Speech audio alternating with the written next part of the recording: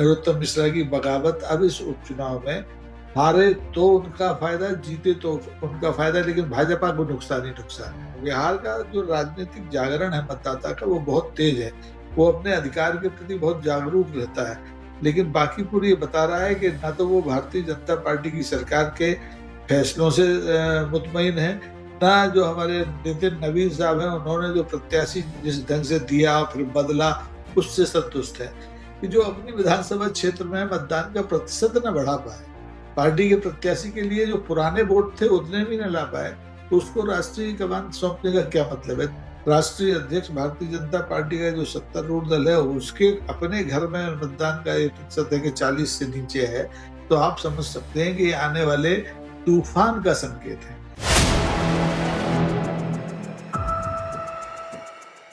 नमस्कार, मैं हूं संजीव श्रीवास्तव। आप देख रहे हैं 4 PM न्यूज नेटवर्क। दोस्तों, देश में हालात बदले हुए हैं।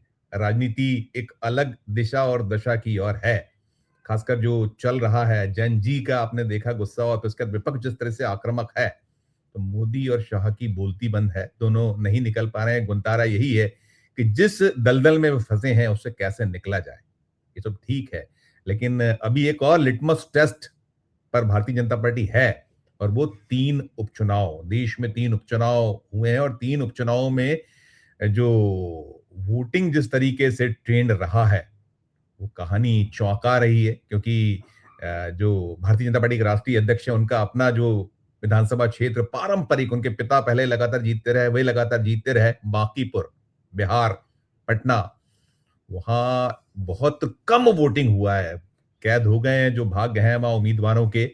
और ऐसे ही जो दूसरी सीट मांजलपुर, गुजरात की, जहां सीधे मोदी और शाह की साख दांव पर, तो वहां से भी जो निकल कर आया, वहां भी अब तक का जो सबसे कम मतदान इस सीट पर। उपचुनाव है, उपचुनाव में होता है, लेकिन इतना कम।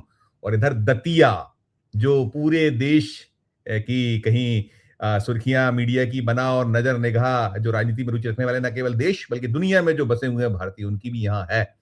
तो वहां भी बीते 23 सालों में सबसे कम मतदान प्रतिशत। ये भारतीय जनता पार्टी के लिए खतरे की घंटी है, या क्या कुछ होने वाला है? कि ज्ञानेश कुमार जो दांव हैं, नहीं चल पाए हैं? बहुत सारे प्रश्न हैं, सवाल ही सवाल हैं। तो इन्हीं की तलाश करने के लिए चलेंगे एक बेहद खास मेहमान। सबसे पहले मेहमान को जोड़ना चाहूंगा। जुड़ गए हमसे राकेश सचल जी। राकेश सर, बहुत बहुत स्वागत। नमस्कार। राकेश सर, नमस्कार। ये जो सबसे पहले बात दतिया की हो जाए। दतिया वो जो है ना, एक मैं कई बार कहावत करता हूँ कि वो क्या, झांसी गले की फांसी, दतिया गले का हार, और ललितपुर तब तक ना छोड़िए मिलता रहे उधार। तो अभी जो दतिया कहीं गले का हार बना हुआ था, यहां से तो जो खबरें निकली हैं, सिर्फ 71.44% मतदान। एक चीज अगर तुलना करें तो पिछला जो आंकड़ा था 80% के लगभग था, यानी कि 8.5-9% के आसपास की गिरावट। एक चीज। और दूसरा, वहां सबसे खतरनाक जो दिखा पूरे चुनाव में, उपचुनाव में, नरोत्तम मिश्रा वहां दूल्हा बने रहे। वो बिन दूल्हा कोई और था, लेकिन जो एक कहते हैं ना कि डमी दूल्हा बने रहे। लेकिन वहां उनके लोगों को गिरफ्तार करना, ये शायद पहली बार मुझे लगता हुआ होगा मध्य प्रदेश के इतिहास में और देश में भी, कि खुद बीजेपी ने अपने ही पार्षदों को गिरफ्तार किया, सब किया। तो पहले दतिया पे आपकी एक टिप्पणी, फिर मैं आगे बात करूंगा। धन्यवाद संजीव जी। देखिए, जहाँ तक दतिया का सवाल है, वो मध्य प्रदेश में अब तक के जितने उपचुनाव हुए हैं उनमें मेरे याददाश्त में पिछले 40-45 साल के इतिहास में पहला दिलचस्प चुनाव इसलिए है कि एक पूर्व गृह मंत्री वहां टिकट की उम्मीदवारी के लिए अपने आप को तैयार करता है, और एन मौके पर उसको हटा के दूसरे आदमी को ला खड़ा किया जाता है, और फिर बगावत होती। सारा नाटक आपने देखा। अब भारतीय जनता पार्टी ने उसको मैनेज करने की कोशिश भी की, लेकिन इस बार दतिया में बुरी तरह से फंसे हुए हैं। आपने भी जो परसेंटेज की बात कही, वो तो असली आंकड़े तो ये 11% से ज्यादा का अंतर है पिछले जो 2023 के चुनाव के मुकाबले। कायदे से तो ये था कि ये जो मतदान का प्रतिशत, क्योंकि नया प्रत्याशी भारतीय जनता पार्टी ने दिया था, तो बढ़ना चाहिए था, लेकिन उल्टा हुआ। उल्टा इसलिए हुआ कि जो एक बार कलई खुली है भारतीय जनता पार्टी की, बंद मुट्ठी जो खुली, नरोत्तम मिश्रा की बगावत अब इस उपचुनाव में हारे तो उनका फायदा, जीते तो उनका फायदा, लेकिन भाजपा को नुकसान ही नुकसान है। और भारतीय जनता पार्टी के पार्षदों तक को अगर प्रशासन गिरफ्तार करता है, तो इसका सीधा सा मतलब ये है क्यों उन्हें नरोत्तम। नजर बंद करके रखा, हम उसको गिरफ्तार शब्द वही हो सकता है वही मेरे। वही वही नजरबंदी है, औपचारिक गिरफ्तारियां तो नहीं हुई, लेकिन ये भी हुआ तो उससे जाहिर है कि भारतीय जनता पार्टी को नरोत्तम मिश्रा के समर्पण पर भरोसा नहीं है। उन्होंने जो कहा था कि मैं घर घर जाऊंगा, वोट डलवाऊंगा, मंच पर गए भी, रोए भी, लेकिन एक बार जो मुट्ठी खुल गई वो खुल गई, रंग उतर गया है। और भारत जो दतिया की जनता है बड़ी धार्मिक किस्म की जनता है, वेटिकन सिटी है मध्य प्रदेश की दतिया। तो क्या वहां बात के लोग किसी भी घमंड को बर्दाश्त करने के लिए तैयार नहीं। और मुझे लगता है कि इस चुनाव में जो फैसला होने वाला है 3 तारीख को, वो घमंड और सादगी के बीच में होगा। हालांकि त्रिकोणीय मुकाबला है। एक जो अपना आजाद समाज पार्टी है, उन्होंने भी अपना एक प्रत्याशी उतारा है। कहा तो ये जा रहा है कि ये भी भारतीय जनता पार्टी ने उतारा है कि है। कांग्रेस के दामोदर वोट यादव, दामोदर यादव। जी जी जी, उनके वोट कट जाए। लेकिन मुझे लगता है कि भारतीय जनता पार्टी का जो तरीका रहा है नेताओं का, और जो प्रत्याशी इस समय मौजूद हैं, वो भी नरोत्तम मिश्रा से 21 ही बैठेंगे घमंड में, 19 नहीं है। वो संगठन के आदमी और ज्यादा अकड़ के चलते हैं। तो लोग, यहाँ के लोग अकड़ बर्दाश्त करते नहीं। और मुझे लगता है कि जो चुनाव परिणाम 2023 में रहे थे, वो ही अब 2026 के उपचुनाव में शायद आए हैं। अब बदल जाए तो अलग बात है, क्योंकि सत्तारूढ़ दल हर उपचुनाव जीतता है, ऐसी परंपरा है। लेकिन विजयपुर नहीं जीते थे पिछले दिनों। तो दतिया जीत जाए ये भरोसा मुझे तो नहीं है। और दतिया की जो नब्ज है वो यही बता रही है कि उसे घमंडी आदमी नहीं चाहिए। और जो कांग्रेस के जो प्रत्याशी हैं, हालांकि राज परिवार से आते हैं, उनके पिता भी सांसद कांग्रेस के रहे हैं, वो भी विधायक 2-3 बार रहे हैं। तो उनकी सादगी लोगों को पसंद है। लोगों को यह कम से कम ये आदमी सताएगा तो नहीं। अगर जीत गया तो ये पुलिस में हमको बंद तो नहीं कराएगा, हमारा कारोबार पे तो हिस्सेदारी की बात नहीं करेगा। तो देखिए क्या मजा आने वाला है 3 तारीख तक। नहीं और नहीं, लेकिन ये भी कहा जाता है राकेश सर की ये नरोत्तम मिश्रा की ही कहीं प्रतिकृति है, ऐसा भी कहा गया कि उनकी जो छंती है दोस्ती, ये भी कहीं कुछ हुआ, ऐसे भी कहीं आप उसको करेक्ट करिएगा, हो सकता है मेरे पास। और एक चीज और, एक और आप छोटी सी टिप्पणी कर दीजिएगा। यहाँ संजना सिंह किन्नर भी उतरी हुई है। मैं इसलिए ये उल्लेख कर रहा हूँ किन्नर वाला। शबनम मौसी कौन भूलता है, वो शहडोल जो वहां से एक चुनाव में वो आई थी, और कमला जान सागर में महापौर तो जब आदमी का आक्रोश होता है, मतदाता का आक्रोश होता है, तो कुछ भी होता है। तो इस पे भी एक छोटा सा आप नोट करिएगा, और बाकी जो मैंने कहा शायद आप करेक्ट कर दीजिएगा। नहीं, ये निश्चित तौर पर जो किन्नर समाज है हमारा, उसने भी एक प्रत्याशी यहाँ दतिया में उतारा हुआ है। लेकिन महामंडलेश्वर है चूंकि शायद, महामंडलेश्वर, महामंडलेश्वर है वो शायद। जी हाँ, लेकिन वो एक एक मनोरंजन के तौर पर है। उन्होंने चुनाव की कोई तैयारी भी नहीं की थी, उनके पास कोई वोट बैंक भी नहीं है। और लोग इतने गुस्से में हैं कि वो सजा देना चाहते हैं भारतीय जनता पार्टी को, कांग्रेस को सजा नहीं देना चाहते। कांग्रेस का जो विधायक था उसको सजा कोर्ट ने दे दी है, और वो कैसा फैब्रिकेटेड मामला, उस पर टिप्पणी करने का कोई मतलब अब रहा नहीं। लेकिन सीधी सी बात है कि किन्नर समाज के जो हमारे प्रत्याशी हैं, वो केवल लोक रंजन के लिए मैदान में है। असली मुकाबला कांग्रेस और भाजपा के बीच में है।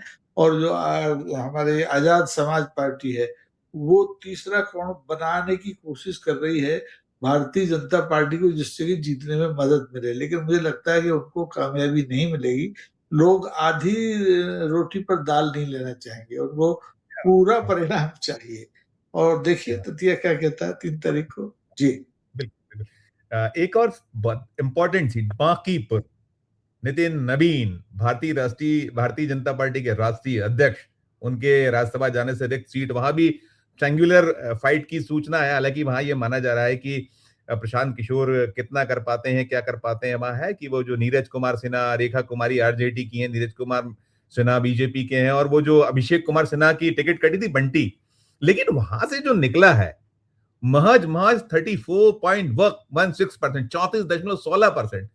कितना बड़ा तमाचा इसको मान सकते हैं। ठीक है, कौन जीते कौन हारे, क्या हुआ क्या होता है, वैसे हम परसेंटेज कम ही रहा करता था, लेकिन नितिन नवीन राष्ट्रीय अध्यक्ष बन जाए, उनकी जो बीजेपी विश्वव्यापी पार्टी, दुनिया भर में उनके देव दुर्लभ कार्यकर्ता, तो यहाँ अगर बांकीपुर में नहीं निकल पा रहा है ये वोटर घर से, क्योंकि वहां 65.84% वोटर होने, लगभग 66% दूरी बनाइए।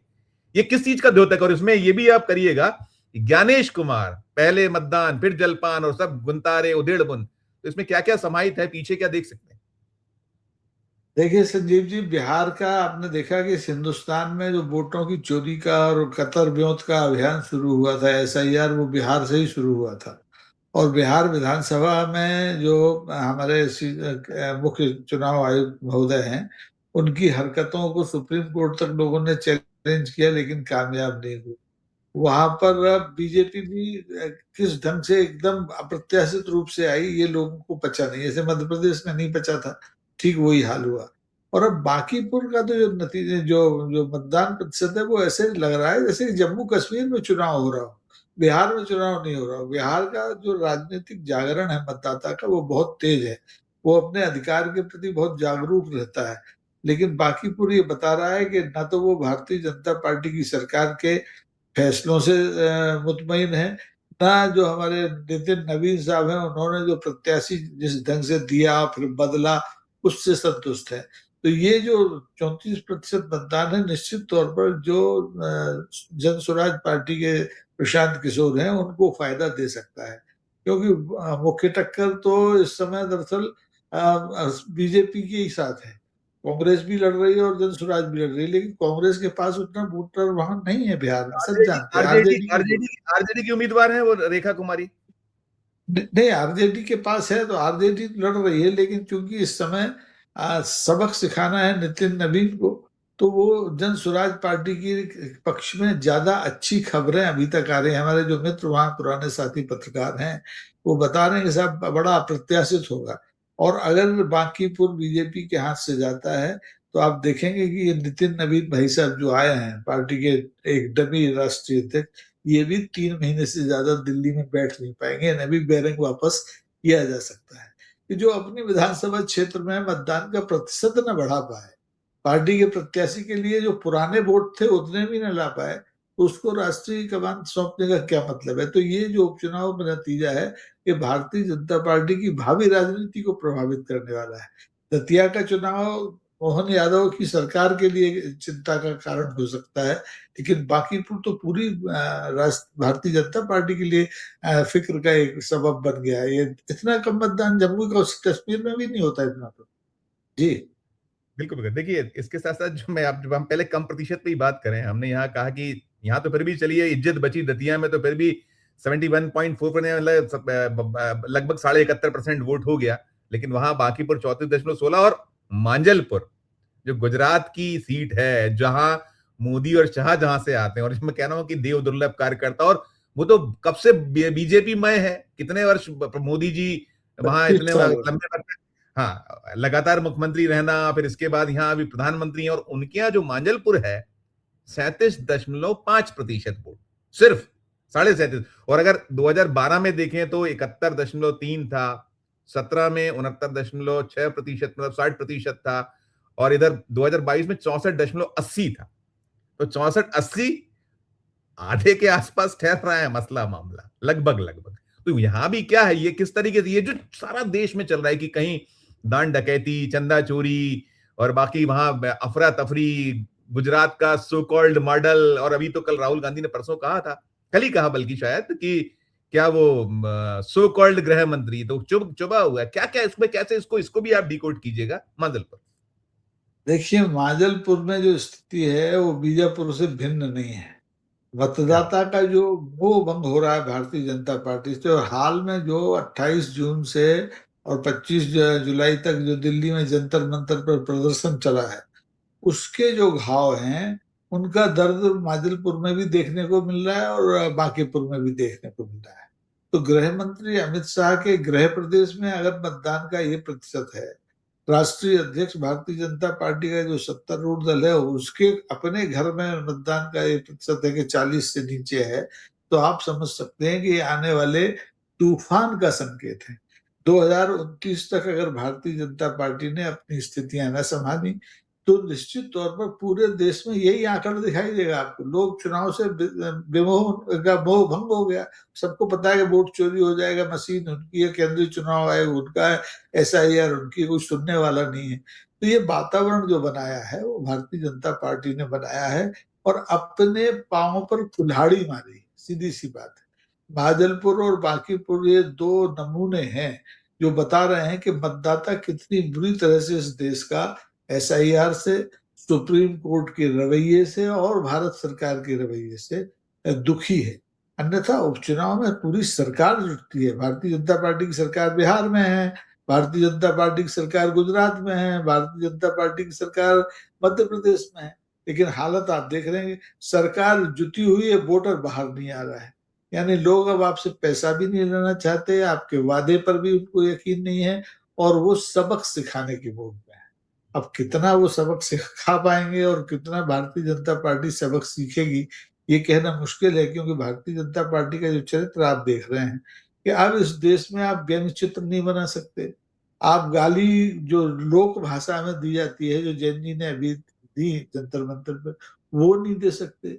उसके लिए आपका मुकदमा कायम हो जाएगा, लोग आपके सोशल अकाउंट पे प्रधानमंत्री संसद में नहीं आ रहे हैं, गृह मंत्री नहीं आ रहे हैं, और रील पे रील, फिर रील आई है प्रधानमंत्री की रील आपने देखी होगी, एक नई रील आ गई है।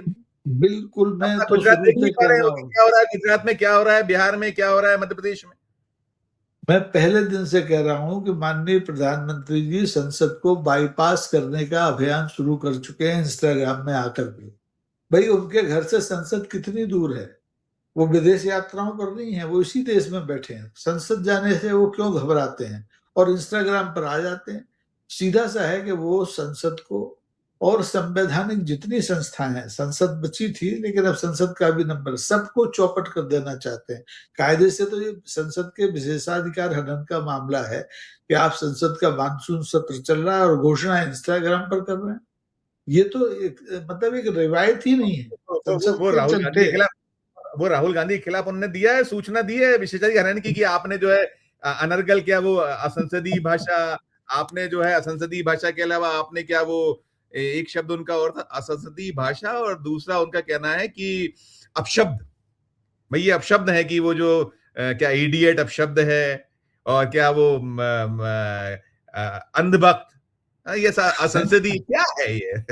देखिए उन्होंने देखिए दिया है। संदीप जी, आप देख रहे हैं कि भारत की संसद में अभी तक सारी चीजें लिखित पढ़त के अलावा परंपराओं से चलती रही हैं। संसदीय शब्द क्या है क्या नहीं है, ये इसकी फहरिस्त हर नई सरकार आके अपने ढंग से तय करती है।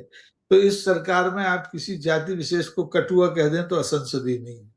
आप किसी पूर्व प्रधानमंत्री को जिसने इस देश की बुनियादी नींव रखी हो प्रगति की, उसको अय्याश कह दें तो असंसदीय नहीं है। लेकिन आप किसी को अंधभक्त कह दें, इडियट कह दें, तो असंसदीय है।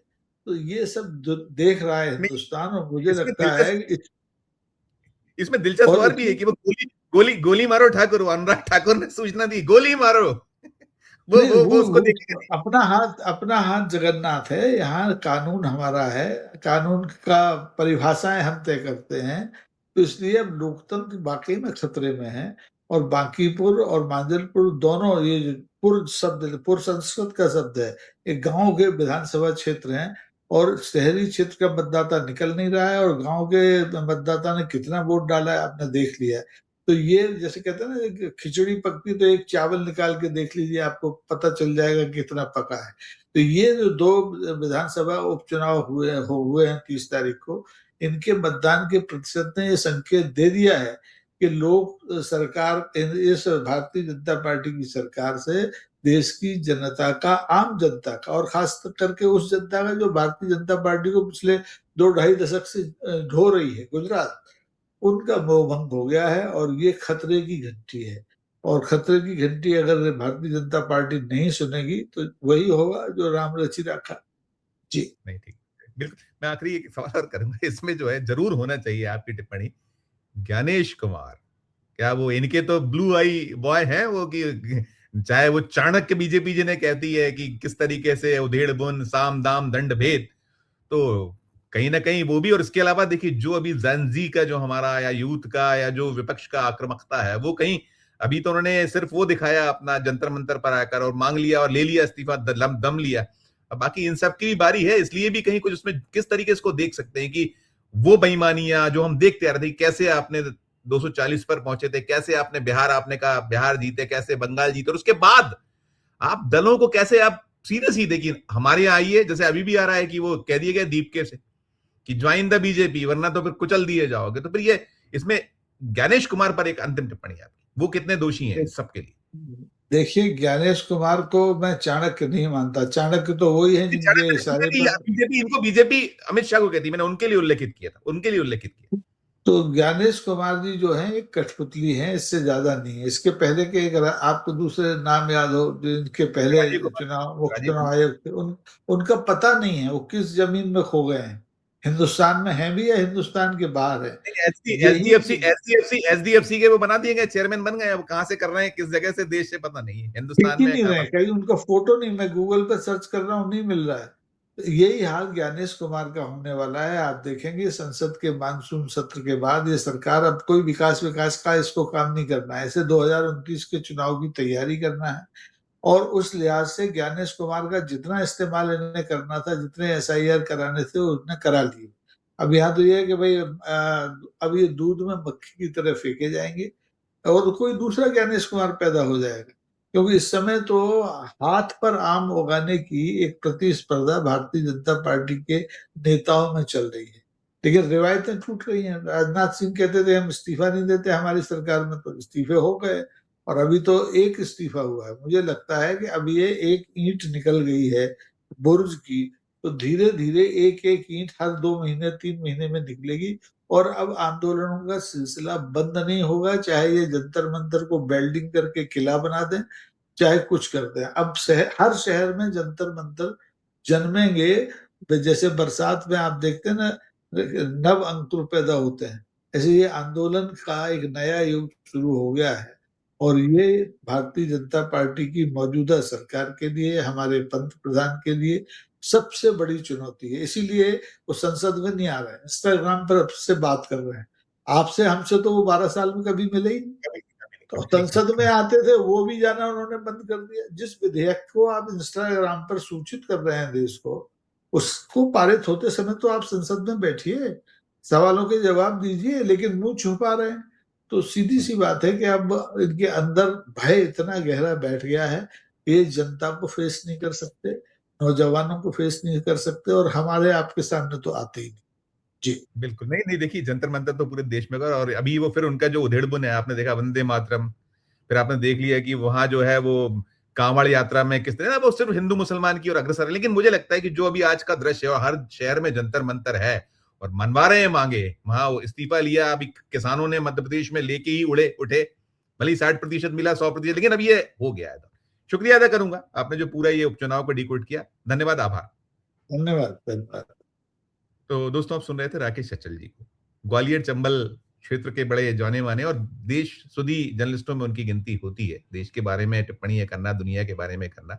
लेकिन वहां बड़ा स्पेशलाइजेशन, उन्होंने सारा कुछ स्पष्ट किया। और न केवल वहां, बल्कि जो कहीं है आईना दिखाने जैसा है ये, माचलपुर हो, मांजलपुर या फिर बांकीपुर और फिर दतिया। देखिए, कुछ ही दिन बचे हैं, 3 अगस्त को नतीजे आएंगे तो सारा कुछ सामने आएगा। लेकिन कुल मिलाकर जो कहा राकेश अचल साहब ने कि खतरे की घंटी तो जमकर बज रही है और ये लोग उस घंटी को अभी इग्नोर कर रहे हैं, लेकिन इग्नोर करेंगे तो फिर बता दिया उन्होंने कि 1 2 3 ईंट निकली है, निकलती चली आएंगी। पूरी चर्चा को सुनने के बाद आपकी अपनी जो राय हो, आपकी अपनी जो टिप्पणी हो, जरूर हमारे इस वीडियो के कमेंट बॉक्स में राय प्रकट कीजिए, टिप्पणी कीजिए। और अच्छी लगे चर्चा तो चैनल को लाइक कीजिए, सब्सक्राइब कीजिए, ज्वाइन करना दबाइए तो हमारी हौसला अफजाई होगी। प्यार देखते रहिए 4 PM न्यूज नेटवर्क। धन्यवाद, नमस्कार।